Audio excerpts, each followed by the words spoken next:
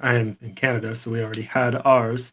So I guess this is sort of, I don't know, me busting it on everyone else's fun.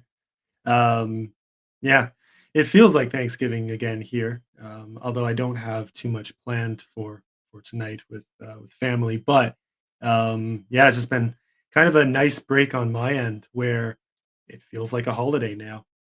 Most of you who've maybe been following me know how busy things have been for the last little while. Where I had story competition judging, some of which I'm going to be doing again starting tomorrow. So never ends. Um, but that's a very much briefer stint than other judging I did the last 2 months, and then editing work probably coming again next week. So it's a bit of a weird pause right now where I'm great. I have enough saved up. I'm steady. I get to just focus on book work right now, audiobook work. Earlier today, I did 3 chapters of audio recording. I also edited 2 chapters from the sequel to The Fall of Sylvandria, which is my main focus right now. I'm gonna really make that, the main focus, probably till mid-January, maybe February, maybe early February. By then, I'll be done the draft. So, um, the edit where I am right now and what I'm gonna be doing, you know, I'll keep an eye on the chat for anyone who shows up. But what I'm going to be doing here is just hanging out, a bit of a lazy Thanksgiving afternoon, and I'm working on. Again, I edited 2 chapters earlier, so I'm looking at the next one now. It's that point in the afternoon where I'll probably not finish editing a chapter, just knowing where my brain's usually at. Usually, this is less ideal a time for me for writing. I can do other creative tasks or other more uh, mechanical or administrative tasks in my afternoons. Writing is really for the morning. And I do find editing for your own stuff is more like the same muscle as writing, for me anyway, because my editing when I'm editing my own stuff, I'm cutting a lot, but I'm also adding a lot. Cutting, adding, cutting, adding. The adding is obviously writing. You get into the context, you see what works, you play around. I love it. I love editing. I don't understand why so many people hate it. That's just me though. So, anyways, yeah. Um, if anyone shows up in the chat, I'm going to move it over to my other screen. So I will try to keep an eye on it. And otherwise, I'm just here hanging out this afternoon. So drop on by.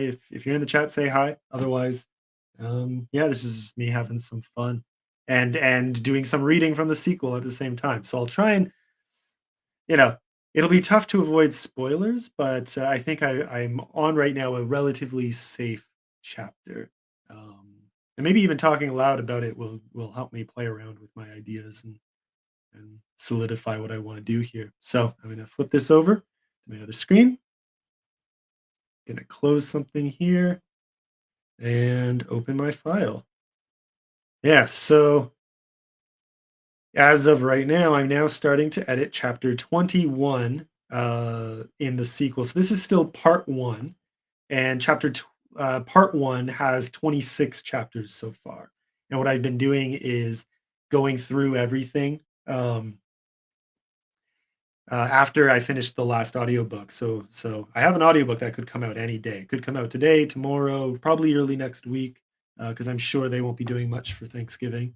Who knows though? It could randomly get approved even while I'm talking right now. Last time, that's how quickly it happened, and the cover's already been approved. So I'm just waiting on the audio. Um, Anyways, yeah, so once I finished my last audiobook, I dove into, rereading everything I've written so far for my sequel, which is now at 109,000 words.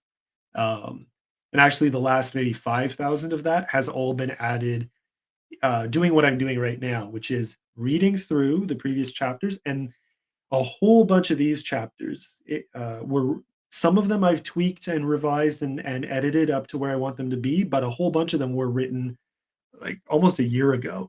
And what that means is that there are some stylistic changes I really want to make to bring them up to the level of my more recent writing, like Father of Shadow and Death, in particular, but Skyfold as well. So these two recent books, um, I think I have a much better writing style that feels more me too, and there are muscles I want to keep exercising, so I'm trying to do that in the sequel. I don't think any of those changes uh, will distract, if that makes sense. My worry initially was I want to keep the same writing style as book one, but one, I genuinely think I'm improving the style in what I'm doing here. And uh, two, I think it flows very naturally with the previous book, just better. So that's been fun actually to take some of these chapters that were written with the old style and bring them up to speed. I thought it would be harder than it actually has turned out to be. Some of these when I tried a few months ago, I tried doing some of this a few months ago, and it was harder then. And now I've come back to it, and it just seems to come naturally. So that's been fun. It means that I've made a bit more of a habit of these certain stylistic choices. So, anyways, that's what I'm doing today. Yeah, for those who've maybe watched me online the last little while, on chats, especially on other YouTube chats, um, something fun I've mentioned is next year. At some point, I really want to write my horror spin-off that's going to be called The Gin of Llobregat, and that's going to be a horror based in a kind of tropical region, coastal tropical, kind of South American feel, but there's also some deserts nearby, and it focuses on lizard people in one part and Jinn as the main theme. These dark bargain and wish granting spirits. Um, so funny enough, I have a chapter that branches off into that story later that I've already mostly written. That's the one I'm writing right now, actually, when I get back to drafting. But I want to finish what I'm doing right now first, going through, editing what came before, adding. I'm adding enough that I don't feel comfortable continuing to draft until I've done this because I don't want to create new inconsistencies, right? Anyways, so this chapter happens to be titled "The Gin of Koya."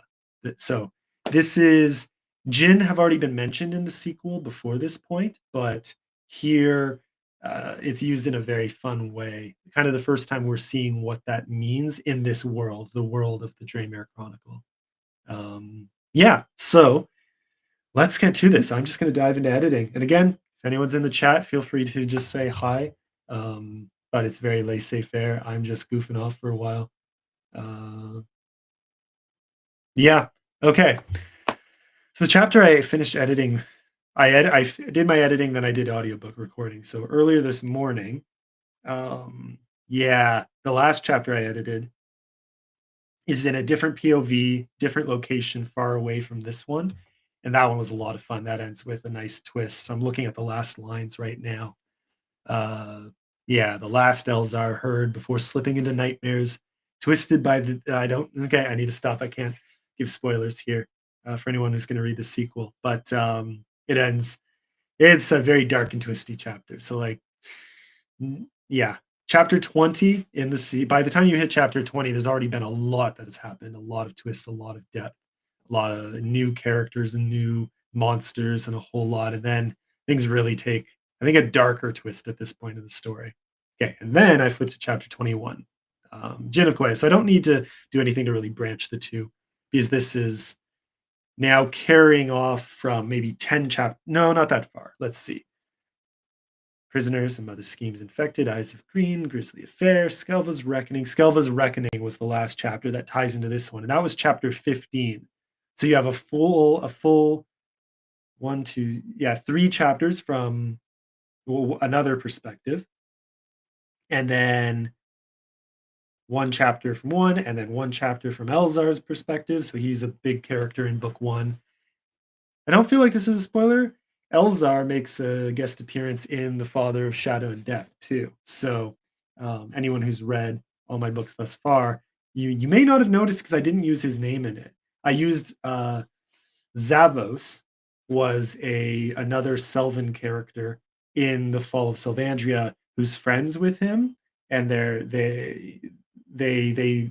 the army together for large periods before the book.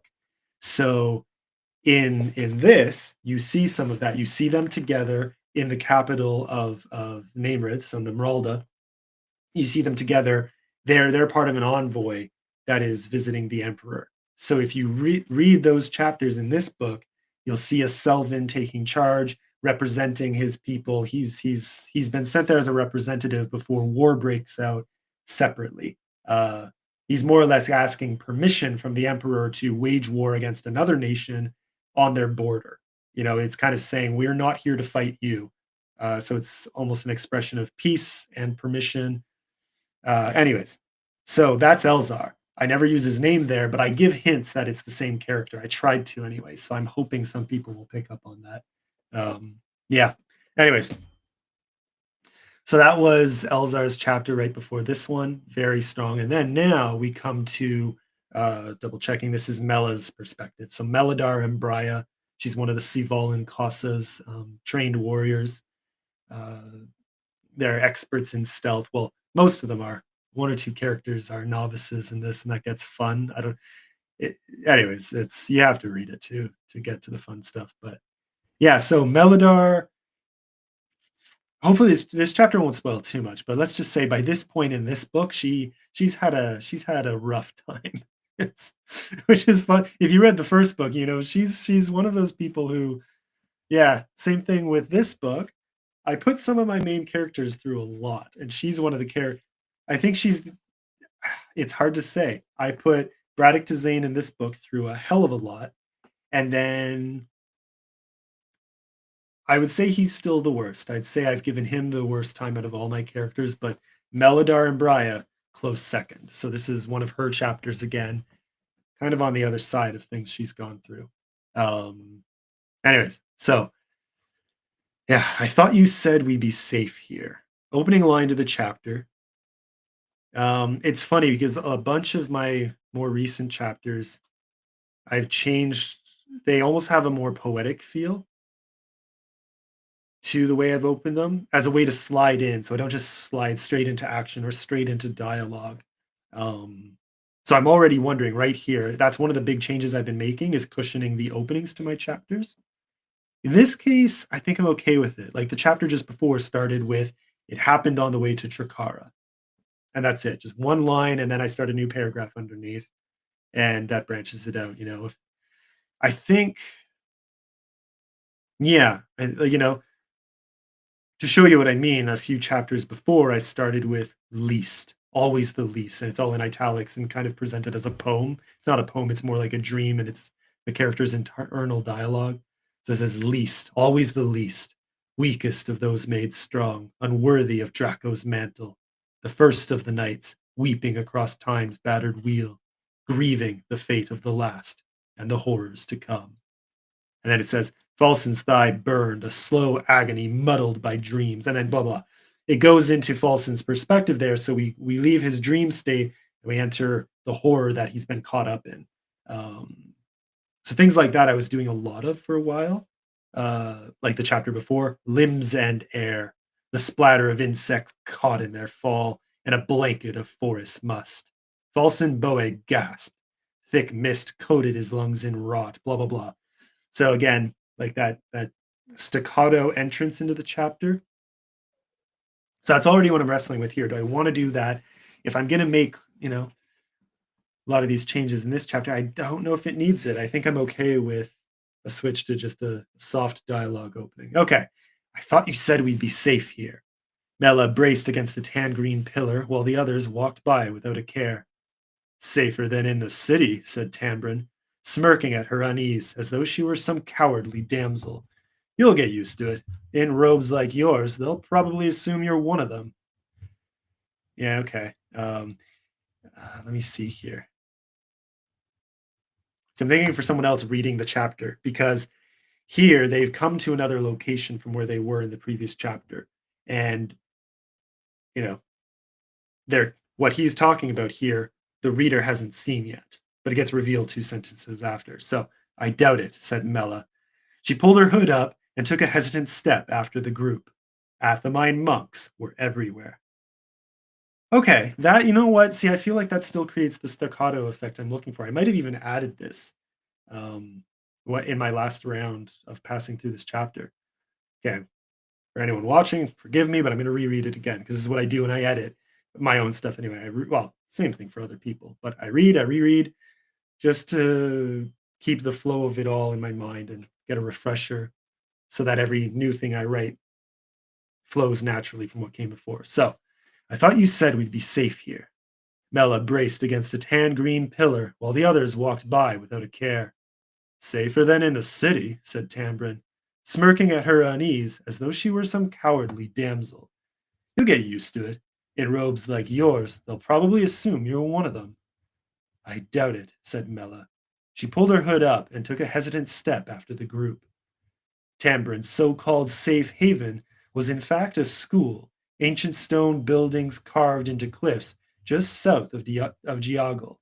The tunnels away from the Chazandur ship led to abandoned structures in the complex, what looked like temples and ritual altars built between tan green pillars and arched passageways.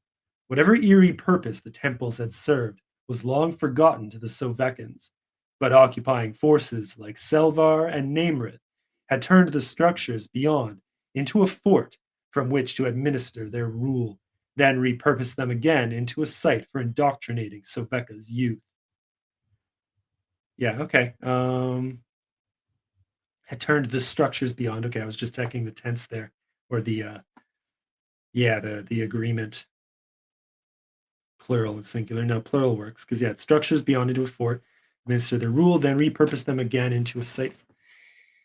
I like the sentence length of variety in that paragraph, especially because it's exposition heavy. You want to have something to keep the reader hooked, but that sentence drags on a bit. Um,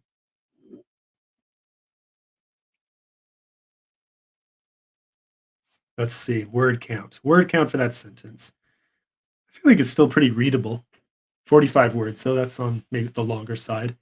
Whatever eerie purpose the temples had served was long forgotten to the Sovekans, but occupying forces like Selvar and Namrith had turned the structures beyond into a fort from which to administer their rule, then repurposed them again into a site for indoctrinating Soveka's youth. It's a school they're using for indoctrination. I think that sentence is fine. It's one of my longer ones, but it follows some shorter. I think I'm good with it. Okay, so far this entrance is okay. I was worried, I've really overhauled most of the chapters before this. The last one was mostly fine.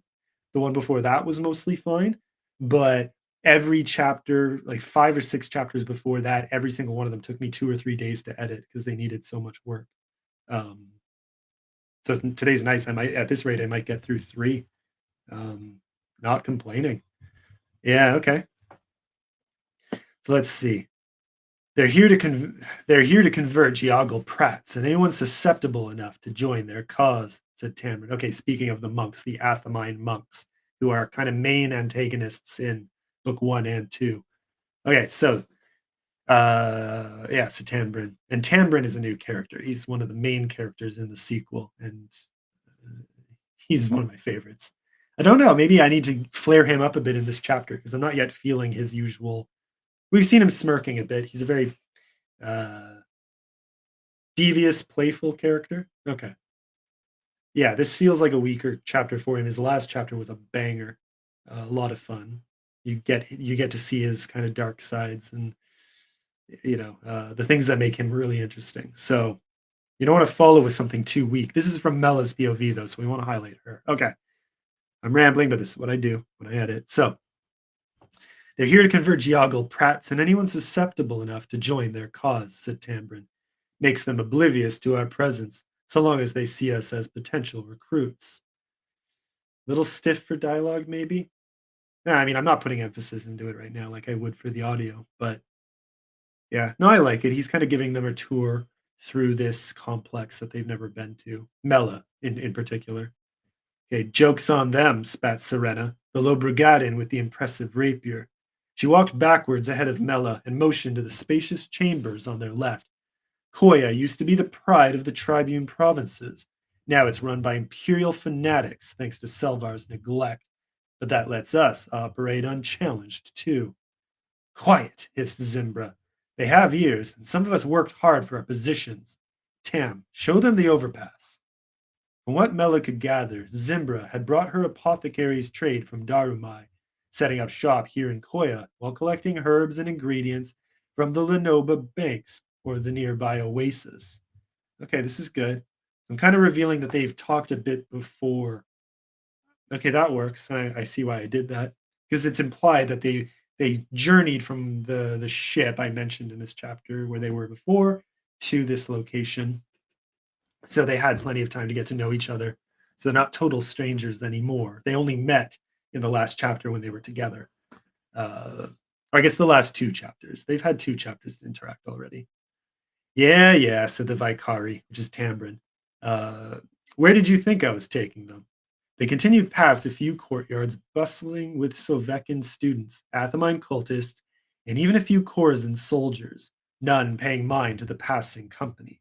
The guild members, as they called themselves, deposited their strange masks and armor in temple alcoves, changing into Sovekan garb, so only Mela and Alessa stood out from the rest. Rinwen got a few stares, and Mela worried the monks would recognize her, but so far they'd left them alone.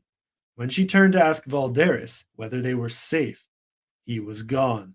A few of the guild members had slipped away as well. A faint impression in her mind told her he had business to the south, something about Elzar, and some growing threat from the Empire. But when she tried to ask Valderis what he meant, there was no response. And unlike the last times he had vanished, the corner of her mind where his presence once lingered felt dark and walled off, closed to intrusion. What are you hiding? She wondered. So, okay, no, there we go. So you what, teach here? Asked Alessa. She looked at some passing students with dismay, and Mela could see through their shared vision that several glowed bright red. And what, recruit your students? If the monks are here doing the same, how do you avoid getting caught?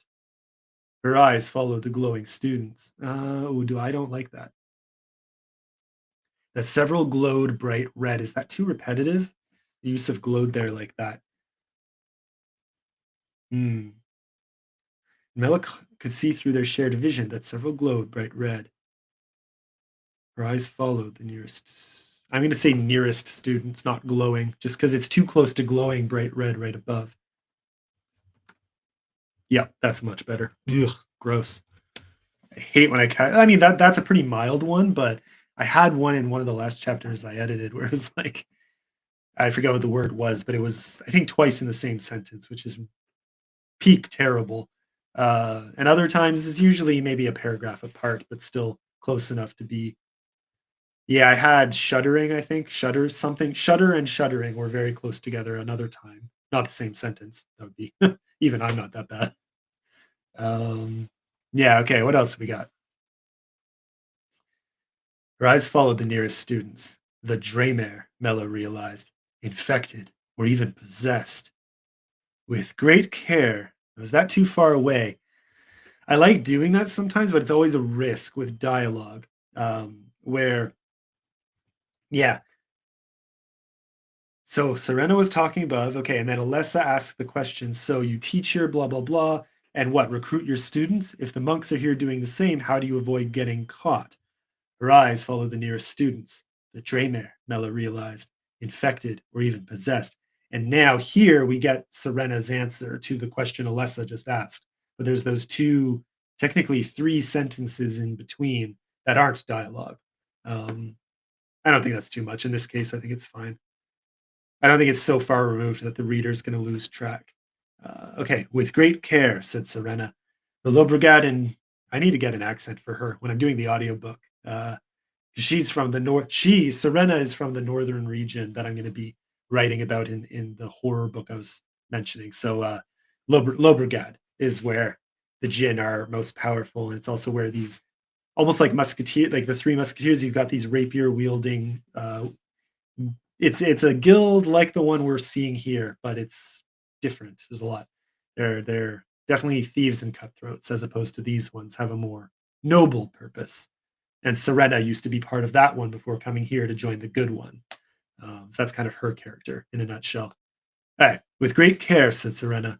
The Lobregaden faced forward. That's fine. Yeah, the Lobregaden faced forward and continued their tour. She looked familiar without her armor, chestnut skin like the Skelva child they'd met in Gamida, but without the wine-colored stains. It struck Mela then that Yamala, so that's the Skelva child from book one, and others among the Skelva children may not have been native to Selvar after all. There was no telling how long they'd lived in service to the vile creatures. Sun from beyond an archway caught on metal ahead, and Mela came too. Her eyes settled on Serena's back, where golden rings held a long, slick braid as she walked, graceful in posture, yet hand ever at the ready by the ornate silver hilt of her rapier. More than ever, Mela wished for a new weapon. Mild spoiler, sorry. As powerful as her crystal armband, very big spoiler, but anyways, as powerful as her crystal armband had proved to be, she missed the comfort of hard steel. The company passed under an arch between two buildings onto a cobblestone plateau overlooking the Soveka Desert. Gotta double check that. Yeah, I think that's fine. Soveka Desert. I want to make. Is it Sovekan Desert or Soveka Desert? Okay, good. I think I ran into this the other day.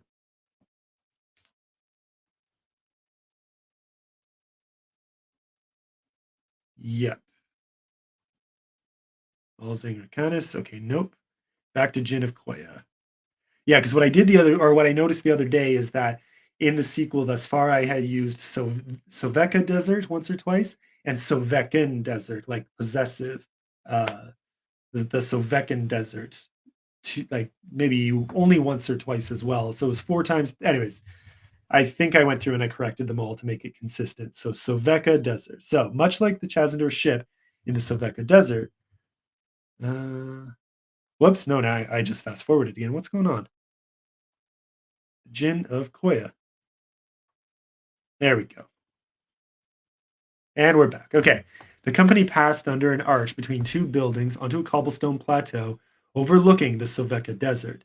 A few scattered groups of students ate lunches on stone benches between lonely trees and fountains. Little long, little wordy. Okay, the company passed under an arch between two buildings, ate lunches on stone benches. It's right on the edge of what I'm comfortable with.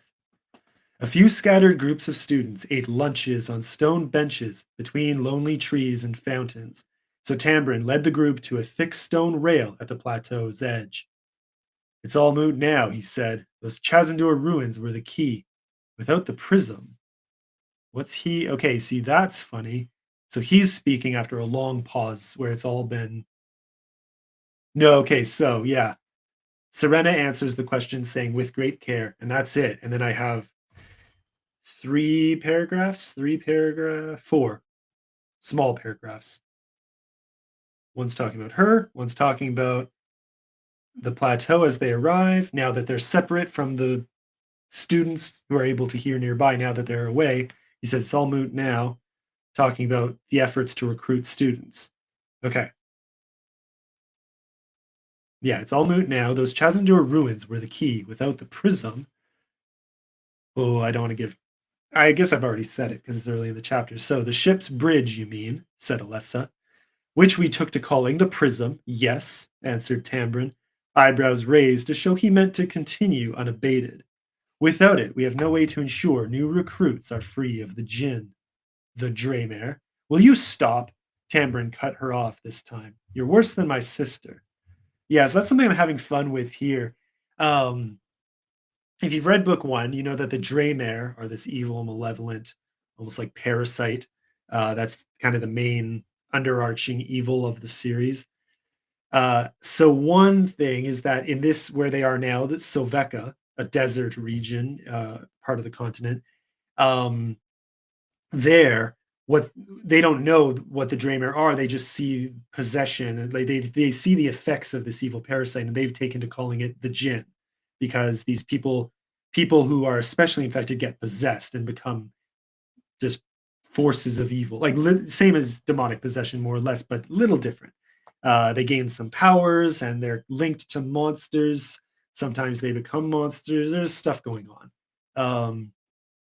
But so they use Jin in this context, and that's something I want to have fun with here, like cultural variants, where they call anyone possessed the Jinn, but what jinn actually are is different. Like when a possessed person, a really possessed, like thoroughly owned by the darkness, eventually dies, they essentially their spirit gets so consumed that it stands on its own even without their body and becomes a jinn, this dark wandering spirit that uh it can do other things, but in the northern region, the spirits have taken to bargain, creating these bargains and trying to control and manipulate and slowly consume the people of that region. So Jin kind of means something different there than it does where I'm in the way I'm using it here. Hopefully not too convoluted, but yeah, I think it's fine. I think it's fine. For now, my goal was just to slip the term in, to start using it interchangeably with Draymare possession at least. Um, I think it works, and it helps. It's associated with desert lore and Arabian lore, so I'm trying to even unconsciously create the link between desert culture and Jin and Draymare. Like I'm trying to make the reader feel like they're in a desert region, even just by the word choices I use. So that's kind of what's going on there. Anyways, will you stop? Tambourine cut her off this time. You're worse than my sister. Standing right here, said Zimbra, her expression warring between indifference and a pout. Rin giggled between them, then rushed over to the rail. So much sand. Mela was caught up in the view herself. Giagel's greenish walls stretched east toward the Lenoba River, but most of the landscape ahead burned bright white and yellow, endless mounds of fine sand interrupted by stretches of dark glass. Smoke rose in dense patches between a wall of rippling heat, the whole desert shimmering in and out of focus before them. Mela expected to feel terror at the sight, but her days of fleeing from the traumas of her past were over. Ooh, that feels telly. I'm not sure I like that. I might have to come back to it. It hits hard when you know the chapters she earlier in this book she's referencing. She's already been there. She's been in the desert. She's faced the evils that are there. I don't think I don't get a count here for how many people are actively watching, but anyone watching right now, little spoiler, the scene she that I'm referencing here is what's going to be on the front cover. So it is going to be desert themed with oasis and cliffs and a special kind of monster that she faces in the desert. It's going to be her on the cover. So there's a big spoiler for Joe Roquez's cover that's coming my way in February. It's going to be fun. It is going to look really cool. Like, yeah. Uh, yeah, I mean, I love cover number one, but this new one's gonna be a banger. Um, yeah, we're talking with Joe. We're both pretty darn excited for how this is gonna look. Okay, so lingering shadow in their form, the last vestiges of the dark skull of a curse. Do I want to change that though? It's the use of the word trauma. Maybe it's just me, but when I see the word trauma used in like an old fan, like this is supposed to have a historical kind of feel, right? It's meant to feel like early modern Europe. Well, it's not set in a European environment anymore, except maybe Spain. Not really Spain, but you get my point. Almost desert like as you go further south, Mediterranean kind of. But like it's meant to have an old European feel. That's the point. Like a flintlock era. So I'm talking Napoleonic, early modern into modern Europe feel. So using the word trauma feels a bit too modernized, maybe. I don't mind it. It's fine. It's just it stands out to me when I catch it in my own writing, let alone others. So there's another use of it in an earlier chapter I switched out and it worked really well. Smoke rose in dense patches between a wall of rippling heat, the whole desert shimmering in and out of focus before them. Mela expected to feel terror at the sight, but her days of fleeing from the traumas of her past were over. Lingering shadow in her forearm, the last vestiges of the dark Skelva's curse, resisted her freedom with a spark of pain. But the Aegis, pulled back with a wave of cool energy, pushed back? Pushed. Yeah, okay, sorry, I misread that. That's fine as is. Pushed back with a wave of cool energy that filled her arm and pressed up into her chest. I might leave a comment on trauma. I think it's fine. I think it's fine to feel terror at the sight. He's a fleeing. Could just be, yeah. Smoke rose in dense patches between a wall of rippling heat, the whole desert shimmering in and out of focus. Mela expected to feel terror at the sight, but her days of fleeing, could I say, but her days of fleeing her past were over. Or fleeing from her past? Just I would cut the from in that case. From the last, yeah, from the traumas of her past, flee. I could even cut from as is. Mel expected to feel terror at the sight, but her days of fleeing the traumas of her past were over. Yeah, I don't need from there. Regardless, I think I can cut it. Mel expected to feel terror at the sight, but her days of fleeing the traumas of her past were over.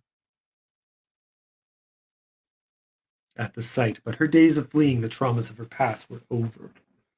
But her, yeah, I actually, maybe that's it. Maybe that's all I needed to change. Sometimes it's like that. Sometimes your mind knows there's a problem, but uh, it's not the one you assume. Mela expected to feel terror at the sight, but her days of fleeing the traumas of her past were over. I think that's fine. I prefer that to just the past, actually. Yeah. Mela expected to feel terror at the sight, but her days of fleeing her past were over. See, that doesn't work because not all her past is bad, and she's not the kind of person to flee everything. She holds on to a lot of it. And then she's also let a lot of it define her, sometimes for not for the better. So trauma specific because she's had a few traumas that have really shaped her. She had one in book one that really shaped her. She had one before book one that gets referenced a lot that really shaped her and comes back up in this in book two. And then she has a really big thing happen to her in book two in the desert that I'm showing. And that's what she's referencing here. Like that is it's a trauma. It's the probably even with see the character in this goes through the father shot to death goes through a lot, but I don't think any one of those all of those things together make his experience terrible. Whereas her, she has two or three really bad things that have happened to her that are much worse than what he went through. And so she has the worst thing I've ever done. That's what I'll say. The worst thing I've ever done to a character was what happened to her. Um, so it makes sense that she's looking at this desert where it happened and she expects to feel fear, but she's done running from those traumas, running from the things that she's let. Okay, I like this as is. I think it's okay. Lingering shadow in her forearm. Okay, we already read that. I think I'm fine with all that. And so far, the flow of this is all nice, even visually down the page. A lot of short paragraphs, a lot of dialogue, a lot of one liners. Variety wise, I think it's fine. The flow seems fine. Yeah, this chapter might be another one that doesn't need as much work. I might read it again after this because maybe talking about I think this is helping. I think talking out loud about it is helping, but on the flip side, uh, might be easier to edit it doing another pass. We'll see.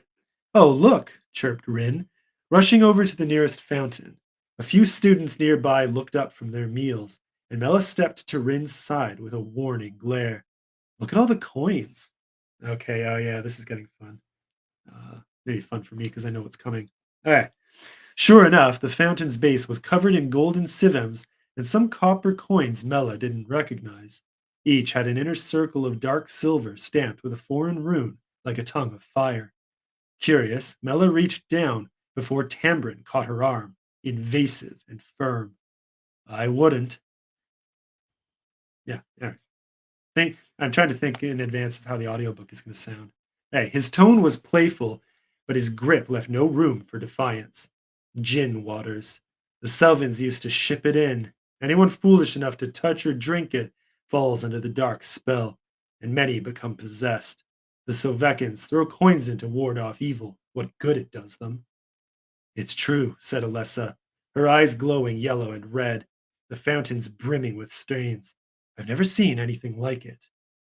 Mela turned back to Tambrin. Shipped? From where?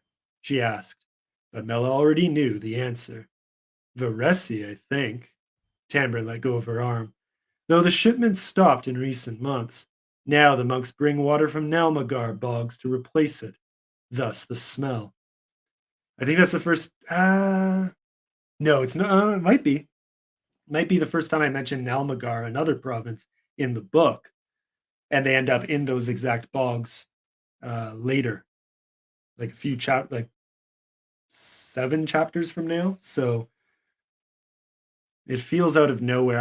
I try to throw in exposition, or like I try to throw in names as if the world is lived in, like they know what they're talking about. So and the reader kind of has to catch up a little. But I try to make it. I'm trying to be a little nicer to the reader this time around. Yeah, and I don't think we need more exposition than that here.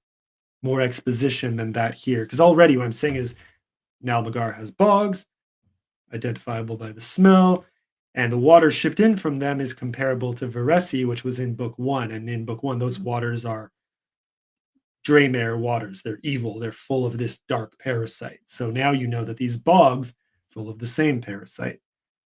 It's all implied in 2 little lines, but it's there. If you're reading this, I think most readers of book one will say, "Oh, okay." They'll know in advance what's coming, maybe. All right. Mela didn't mind the smell, truth be told. The fountain had a smoky aroma like aged Otis, but standing so close, she could sense it now, a shadowy presence lingering beneath the surface. And for reasons she couldn't express, the darkness offended her. Okay, let me check something really quick. Yeah, no, anyways, cool. All right. The darkness offended her. There we go. The water was hers.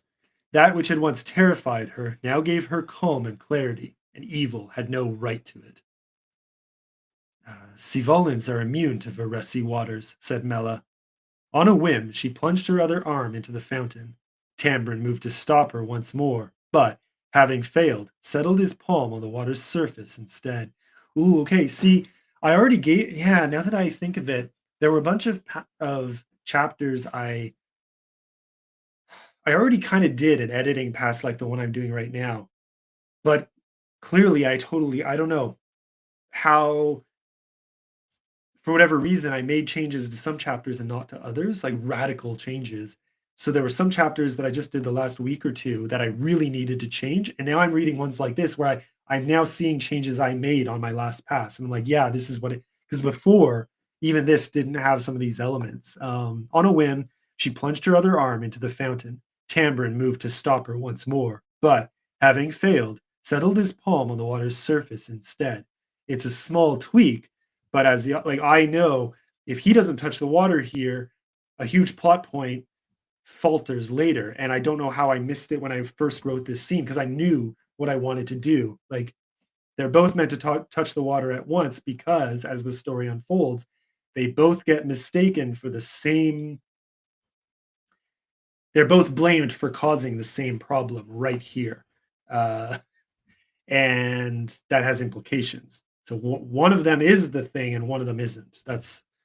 It matters. It's a small detail, but I didn't have it the first time I wrote this chapter, and even after 2 passes. So I don't know. Anyways, little tweaks I've already made. So this chapter might already be as polished as I want it until I do my final editing.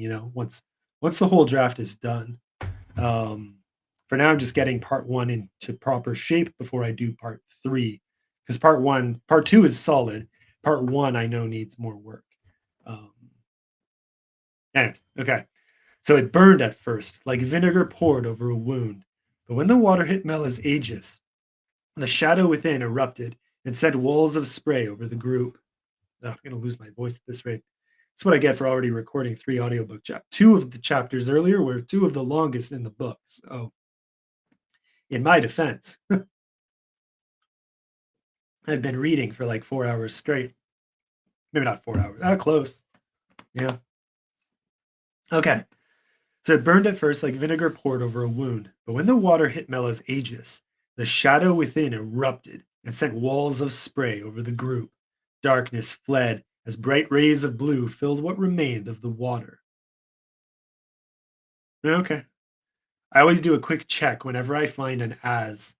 This specific usage of as when it's for continuous action. So darkness fled as bright rays. Why am I having trouble? bright rays of blue. I was gonna say brew because bright rays of brew. Anyways, too many R's. Bright rays of blue filled what remained of the water from the Aegis, from her crystal armband, which I call the Aegis, and there's that. Anyways, yeah, it's a fun part of the book actually, but no spoilers. Trying to avoid spoilers in this, other than a few I've given, but that's also how I reward anyone who's watching. So, okay. In that brilliant moment, Mela felt her awareness flow across the rippling surface, sinking past the marble fountain and deep into reservoirs hidden below the compound. The water's evil flew into a panic, dark particles shuddering with such fury that the plateau above cracked beneath Mela's feet. Okay, that's. I always wrestle. I did it in book one too, only once or twice, I think. And here as well might be the only time I use the word particle in the whole dang book. Um, I mean, historically, it's fine, you know. I'm gonna look up particle discovery or theory.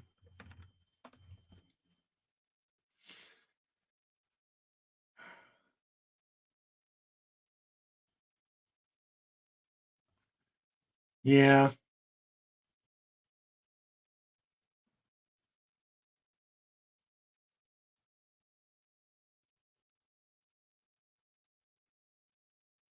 Okay. No, I mean, yeah, I mean, the original theories of everything being made of particles are ancient, and uh, timeline of particle discoveries is what I was looking up. Anyways, particle physics. Gonna get something there.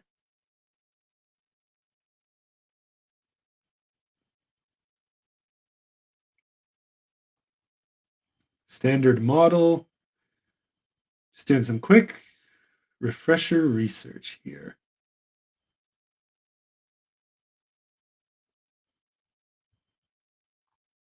My gosh, this sucks.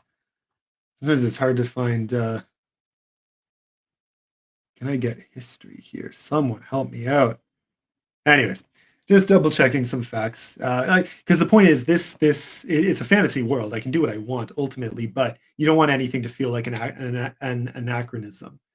The use of the word particle would have been very limited, even in a period like this, early modern. I want to say, like science was, by this point, historically, technology in our history, when our technology was about the same, particles had been theorized and were starting to be discovered to some extent, but not so much that, yeah, like that's why I worry. I worry that it will feel like an anachronism. Um, there's some sci-fi elements in the book that let me get away with other words, but not this, not always, not, but not most.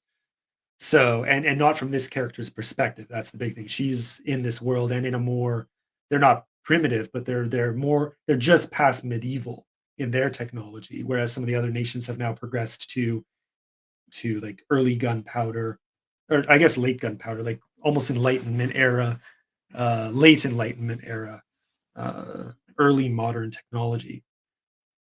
Yeah.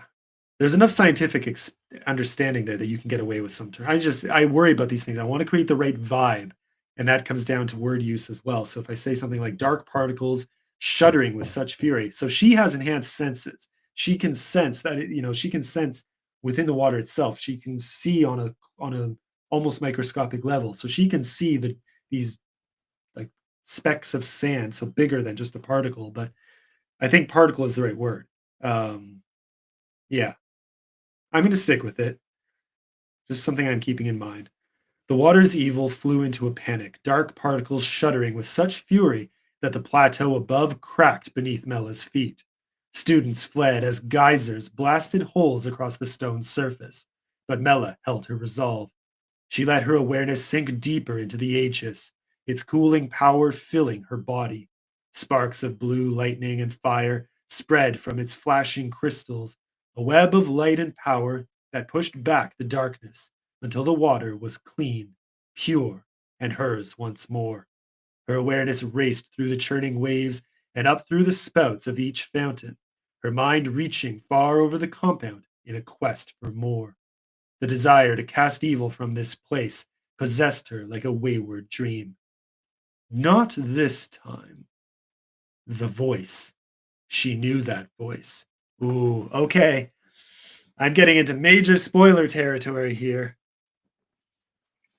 Gotta be careful there. Why not? If you're watching this and you've read book one, major spoiler for book two right here. Just fair warning. So this is the time to turn it off.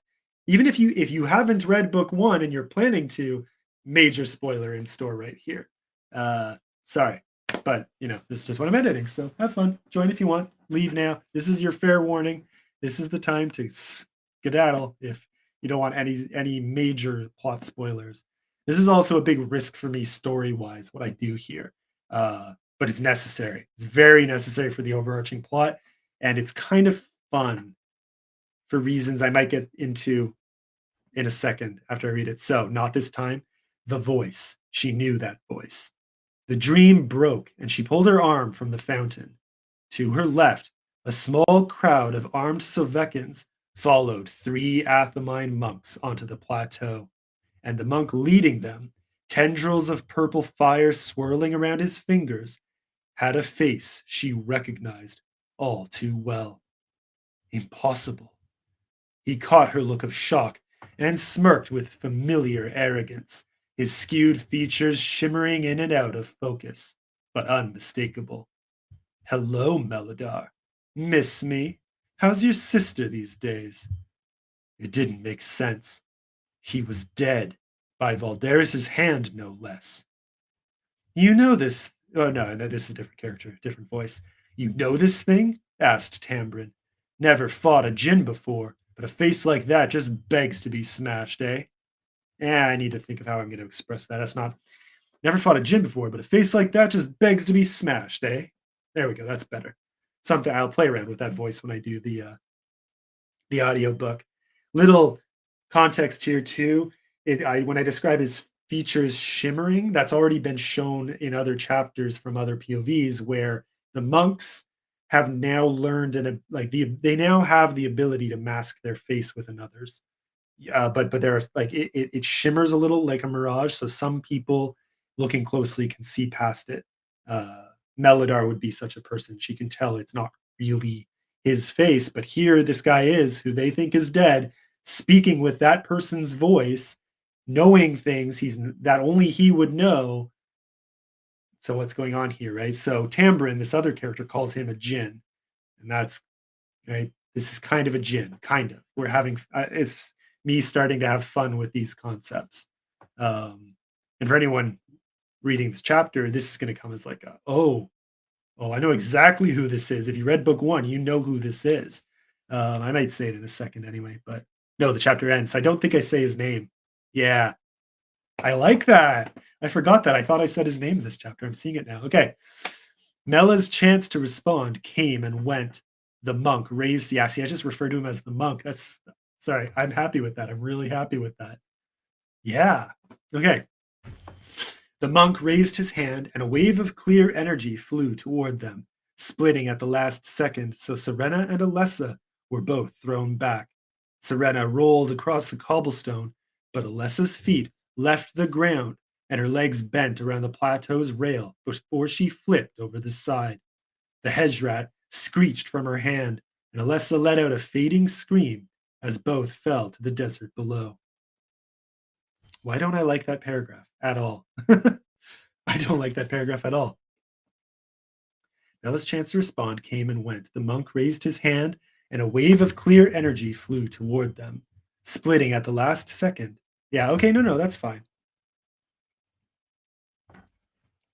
Yeah, because Serena and Alessa are on either side of her. This makes sense.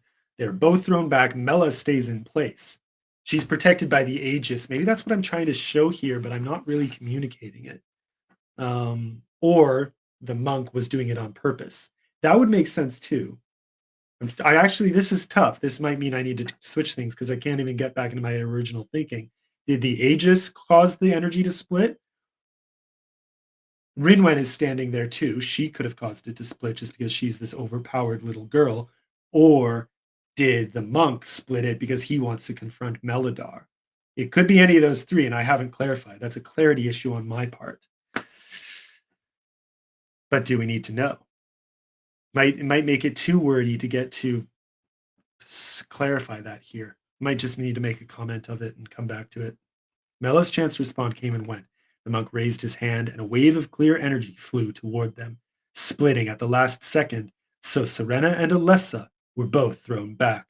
Serena, that's how I'm supposed to be saying it, Serena. Serena rolled across the cobblestone, but Alessa's feet left the ground, and her legs bent around the platform's rail before she flipped over the side. That's a long one. Okay. Serena rolled across the cobblestone, but Alessa's feet left the ground and her legs bent around the plateau's rail before she flipped over the side. Okay, no, lengthwise it's okay. On the edge, though, that's only 25 words, but it feels longer. Uh, yeah, the back half is a bit long. The back half after the comma is a full 20 words. It's 5 words and then 20. No wonder it feels long. But I wouldn't want to make it longer. I just maybe can trim this back half. Left the ground. Yeah, it's fine. Serena rolled across. Her feet left the ground to show that she's flying back, literally. And then she hits the rail. So her legs bend over the rail and falls over the side of this cliff, like down to the desert. Yeah. As both fell to the desert below. Yeah, okay. Then came the terrible rumble of a beast. Its echoes carried over impossible distance. Excuse me. Oh, do I don't. Yeah, this ending might need some work. So you know that I'm gonna okay. Let me read the whole thing together. Hello, Melodar. Miss me? How's your sister these days? It didn't make sense. He was dead by Valderis's hand, no less. You know this thing? Asked Tambrin. Never fought a djinn before, but a face like that just begs to be smashed, eh? Mella's chance to respond came and went. The monk raised his hand, and a wave of clear energy flew toward them, splitting at the last second, so Serena and Alessa were both thrown back. Serena rolled across the cobblestone, but Alessa's feet left the ground, and her legs bent over the plateau's rail before she flipped over the side. The hedge rat screeched from her hand, and Alessa let out a fading scream as both. Ooh, is this two asses in a row?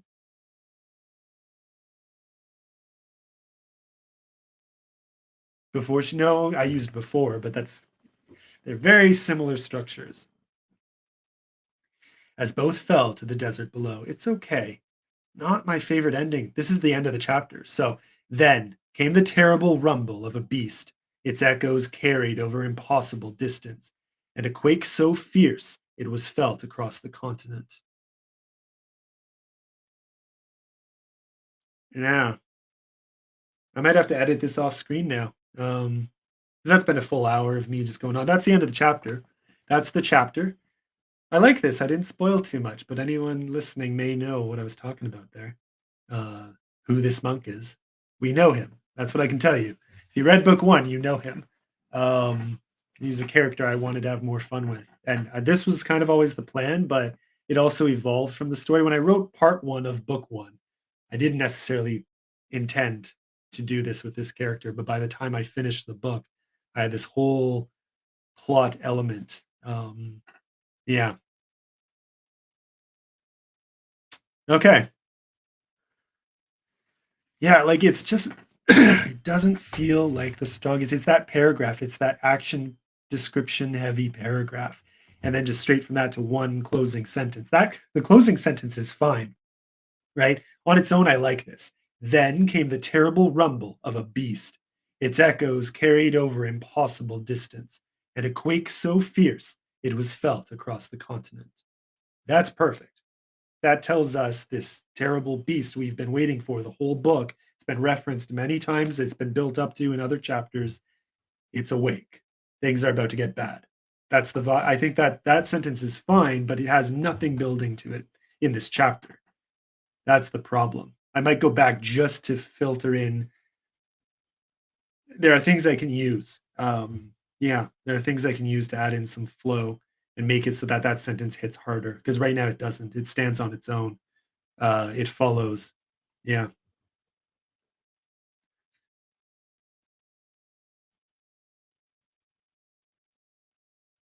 Yeah, I need to add some, like, almost poetic flair here. Ella's chance to respond came and went. Yeah.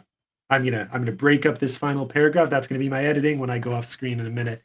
I'm gonna break up this final paragraph, and I'm going to add in some, uh not quite poetry, but I'm saying poetic flair intentionally because it's going to be. Uh, when I was talking at the beginning of this stream about opening chapters with more flow and leading into the action and the description with some more poetry and with some character sensations and quick staccato sentence structure. I'm going to do that here at the end too.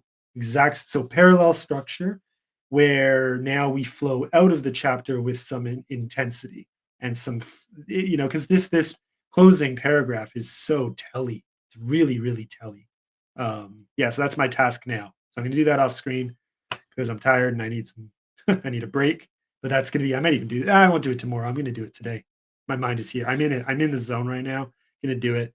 But yeah, like, it's just, that's that paragraph. I would have considered that paragraph fine 2 years ago when I started writing, Now I look at it, I'm like, oh, no, no, no, no, there, like this is the end of a monumental chapter. Uh yeah.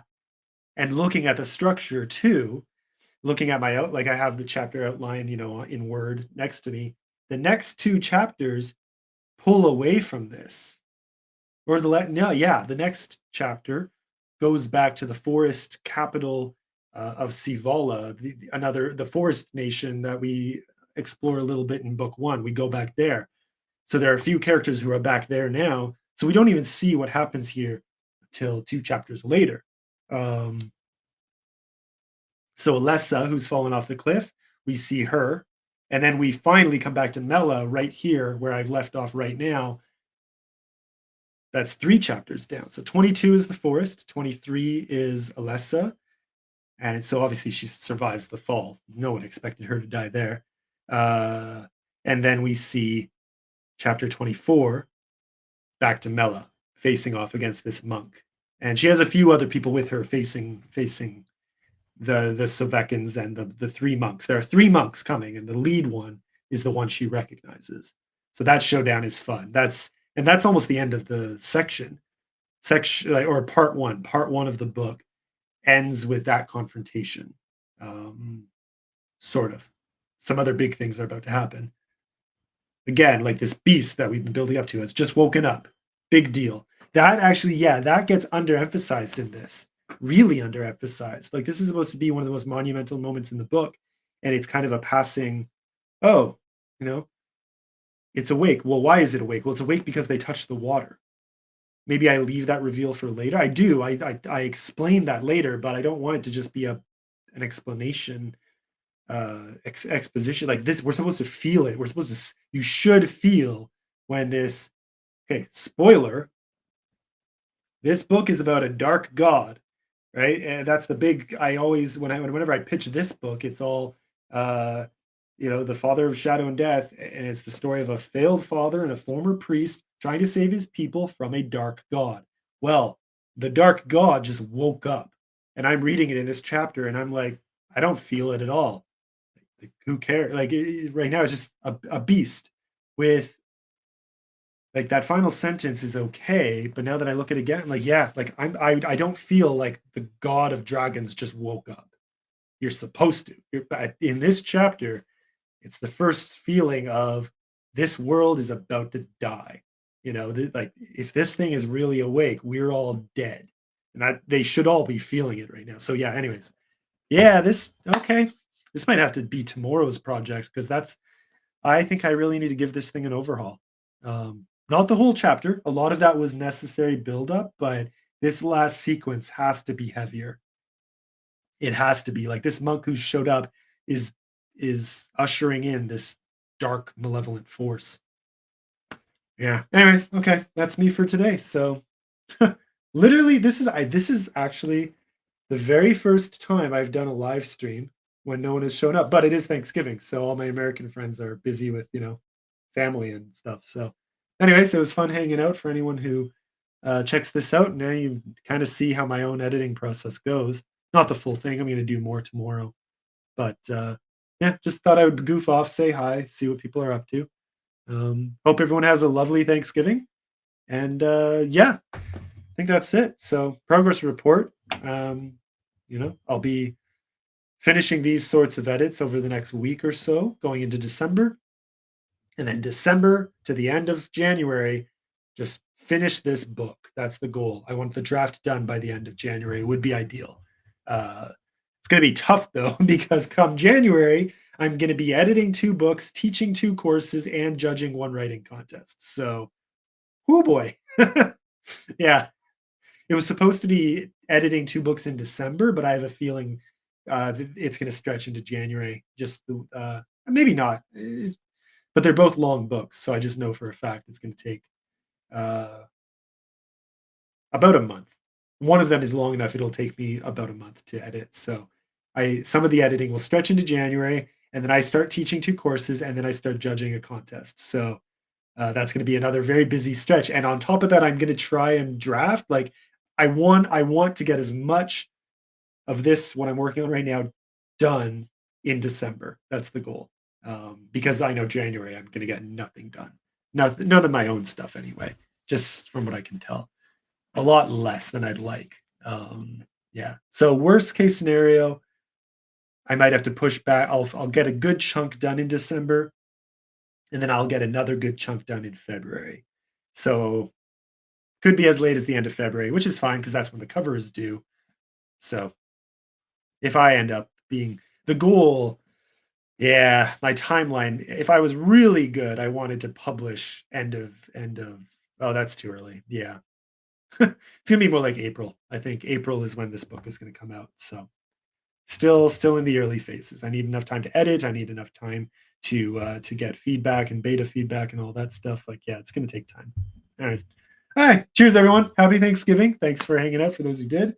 And yeah, I'll see you around next time. I just do these randomly from time to time. This is my first time doing an editing session and no one showed up. So either that's because of Thanksgiving or it means that this doesn't appeal to people. But I hope it was useful to watch for those who watch it at some point. It's up on YouTube as well if you're watching on X and you want it there. I don't know. Yeah, I might try this again on a non-holiday. We'll see what happens. So, cheers, everyone. Thanks for showing up. Those who did. All right.